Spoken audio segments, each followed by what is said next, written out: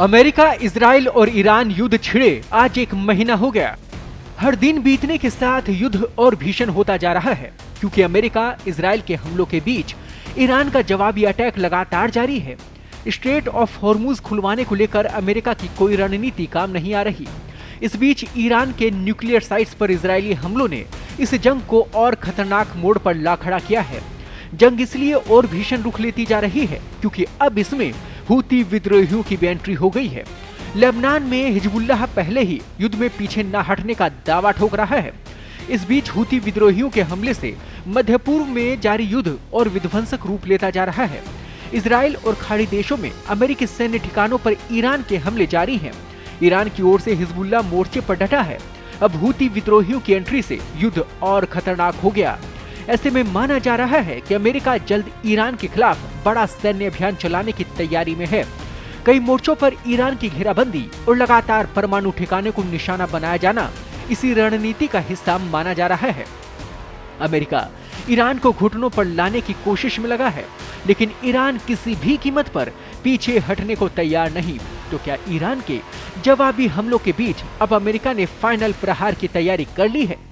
क्या ये जंग परमाणु युद्ध की ओर बढ़ती दिख रही है? दरअसल मिडिल ईस्ट में जारी लड़ाई अब एक ऐसे मोड़ पर पहुंच चुकी है जहां सबसे खतरनाक सवाल खुलकर सबके सामने है। क्या ईरान अब परमाणु बम बनाएगा? रिपोर्ट्स के मुताबिक ईरान में धार्मिक नेताओं का गुट अब खुले तौर पर परमाणु हथियार बनाने की मांग कर रहा है। ईरान पहले ही यूरेनियम को हथियार स्तर के करीब तक समृद्ध कर चुका है। इजराइल लंबे समय से दावा करता रहा है कि तेहरान कुछ महीनों में बम बना सकता है। माना जा रहा है कि यही वजह है कि अमेरिका और इजराइल लगातार ईरान के परमाणु ठिकानों को निशाना बना रहे हैं। बीते कुछ दिनों से ईरान के परमाणु साइट्स टारगेट पर है।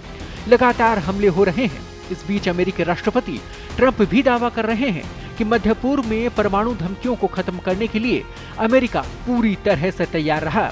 उधर बातचीत के तमाम दावों के बीच अमेरिका लगातार ईरान की घेराबंदी में जुटा हुआ है। फारस की खाड़ी के द्वीपों पर कब्जे की रणनीति भी सामने आ रही है। तो क्या अब अमेरिका ने ईरान में आर पार की पूरी तैयारी कर ली है? ये सवाल इसलिए भी उठ रहा है क्योंकि अब अमेरिकी विदेश मंत्री मार्को रूबियो ने भी जंग को लेकर बड़ा दावा ठोका है। रूबियो ने कहा कि युद्ध कुछ सप्ताहों में खत्म हो सकता है। इस दावे के बीच माना जा रहा है कि अमेरिका, इजराइल की ओर से ईरान पर हमले और तेज हो सकते हैं। ईरान के सैन्य ठिकानों के साथ ही न्यूक्लियर प्लांट निशाने पर होंगे। ऐसे में इन हमलों से जंग के और भड़कने की आशंका बढ़ती ही जा रही है।